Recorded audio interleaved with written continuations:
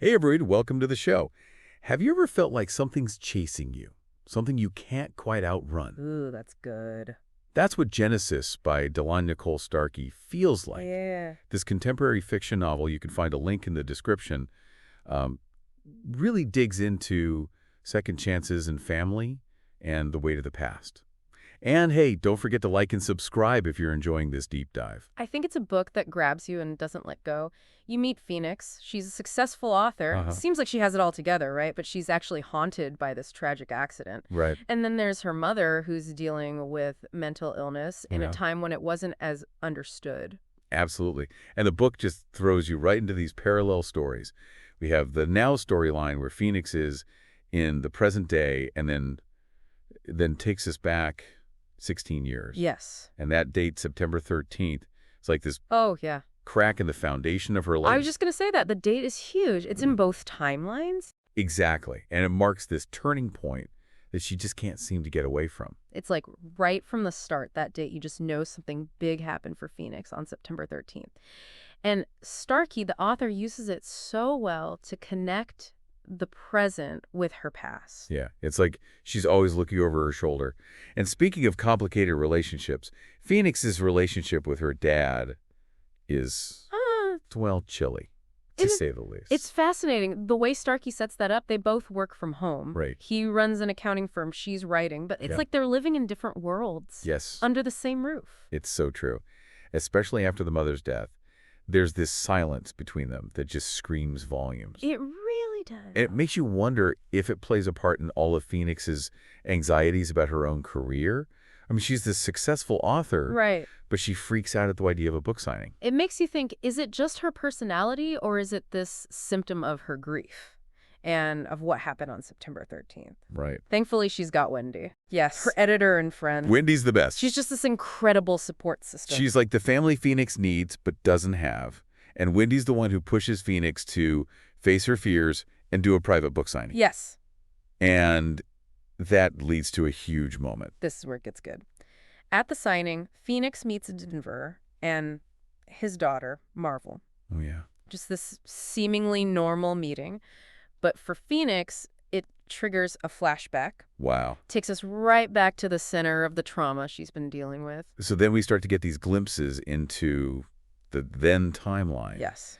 And we see Phoenix as a kid trying to deal with this difficult family, her mom's mental illness. We never know exactly what it is. Right. Is just this huge presence. It's like this even when she's not around. looming thing. Yes, and it makes you just ache for Phoenix growing up, having to walk on eggshells all the time. And the way Starkey uses symbols, like the mother's green floral check, Yeah. it's like this ghost of the mother, always there. So it's like a reminder of how much she affects Phoenix, even when she's not there.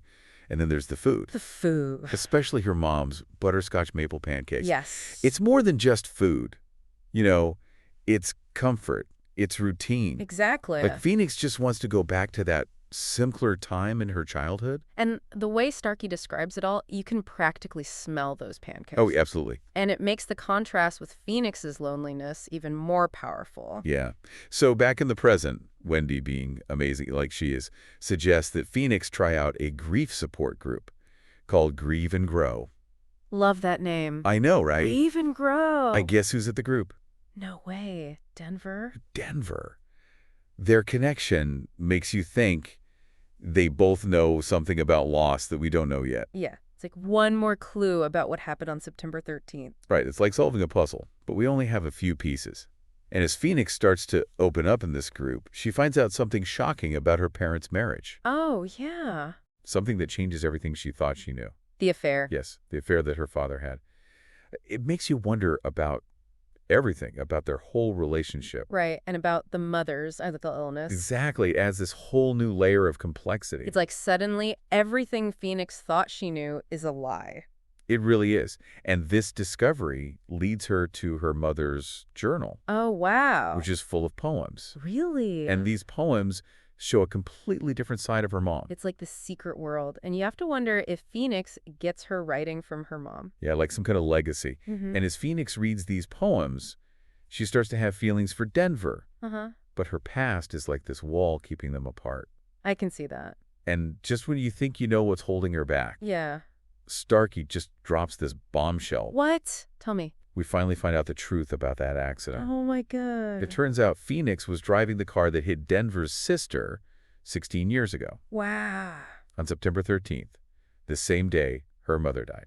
Whoa. It changes everything. Everything you thought you knew about the story just flips. Like the ground disappears beneath I you. bet. And that's where we leave part one. Things are going to get even more intense as Phoenix and Denver try to deal with this truth. This awful truth that ties them together. In the worst way possible. It just blows everything up. That world Phoenix built for herself. Right. Gone. And as readers, we feel it too. We have to rethink everything. It's like the whole story changes. We see Phoenix just drowning in guilt, and Denver is hit with this new grief now that he knows who is responsible. It's amazing how Starkey shows us how raw those emotions are. She doesn't hold back. It makes you think about how trauma affects everyone, not just Phoenix and Denver. Right? Their families too, the whole community. Yeah, it's like a reminder that our actions have these consequences, sometimes bigger than we can even imagine.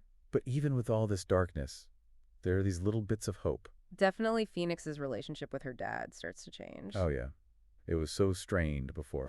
Exactly. He starts to offer her comfort and understanding. We didn't see that side of him before. And of course, there's Wendy. Always. Always there. Such a good friend, shows you that family isn't always about blood.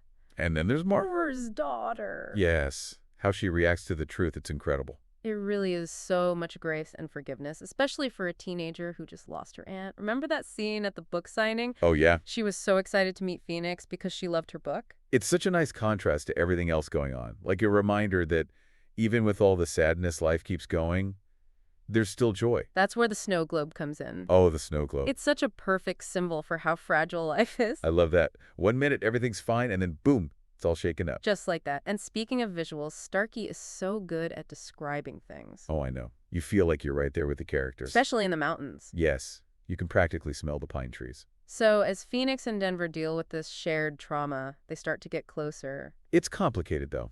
Definitely full of pain, but also maybe something more. You wonder, is it even possible to forgive after something like that? That's the big question. And Starkey doesn't give us easy answers. No, she doesn't tie it up neatly. She makes us think about what forgiveness really means, and then it's possible to put the pieces back together. That makes her such a good writer. She can handle these huge topics with so much care. She leaves us with questions. Absolutely. And this is a story that sticks with you. It makes you realize that even with all the pain and loss, there's still hope for healing. But you have to work for it. You do. You have to be brave enough to face the darkness in yourself and in the world. And sometimes that means showing up, even when it's the hardest thing to do. You have to break free from the patterns, make different choices. And that's where forgiveness comes in. It's not about saying what happened was okay. It's about letting go of the anger so you can heal and grow. And it's not just about forgiving other people. Right? It's also about forgiving yourself, which can be even harder. We see Phoenix struggling with that throughout the whole story. She's so weighed down by guilt. It's like she can't see a way out. But she has her dad and Wendy and even Marvel. They help her understand that forgiveness is the key to a future with hope. And it's not easy. It's a journey. It takes time and compassion and letting yourself be vulnerable. It's a journey that Delon Nicole Starkey takes us on with these characters. Genesis leaves you feeling like anything is possible. Like even after the worst things happen, there's still a chance for a new beginning. But you have to choose it. Showing up for yourself and for others, that's the bravest thing you can do. It really is. It's about facing life head on, embracing all the messiness, believing that forgiveness can change everything. And as we head into the last part of our deep dive, think about this. What really stood out to you in this story? What questions did it make you ask? And Genesis really dives into that, doesn't it? You see how the choices Phoenix makes and the choices her parents made really affect everything. What's powerful is how Starkey shows us that trauma can repeat itself. Phoenix's mother just ran from her problem. And at first, Phoenix does the same thing. It's like they're both stuck. Trapped. Yes, trapped in this cycle of avoiding things, not wanting to deal with the pain. And it makes you wonder if those patterns can be broken. Right. Can you escape that? Genesis shows us that you can. But it's hard. So hard. It takes a lot of work. You have to look inside yourself and really challenge those old habits, the things you learn from your family. And for Phoenix, it starts with facing what happened in the accident. Yeah, and how it changed Denver's life. And it's not just about admitting what she did. No, it's about taking responsibility, asking for forgiveness, trying to make things right. It's tough. It's not pretty, but it's how you become free. And that's where forgiveness is so important. It is. It doesn't mean you're saying what happened was okay. Right. It's about letting go of that anger. So you can heal. Exactly. I And agree. growth is about forgiving the people who hurt you, You have to forgive yourself, too. which can be even harder, I think.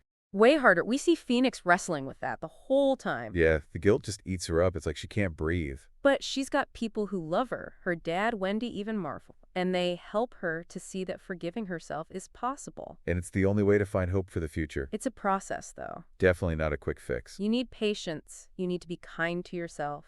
And you have to let people in. And that's what Delon Nicole Starkey does so well in this book. She takes us on that journey with Phoenix and Denver. Genesis leaves you with this feeling that anything is possible, even after the worst kind of loss. There's still a chance for things to get better. To start over. But you have to make that choice. You have to choose to show For up. yourself and for other people. That's the bravest thing you can do. It really is. It's about looking life in the eye and saying, bring it on. Although the messiness, all the good and the bad forgiveness can change everything. Well, we've come to the end of our deep dive into Genesis. What did you think? Yeah. What parts of the story really stayed with you? What questions did it bring up for you? Tell us in the comments. We want to hear your thoughts, your favorite moments, any questions you have, anything you felt while reading Genesis. And if you liked this conversation, share it with your friends. Anyone who you think would enjoy this deep dive into this amazing book. Let's keep talking about it. Thanks for joining us. Until next time.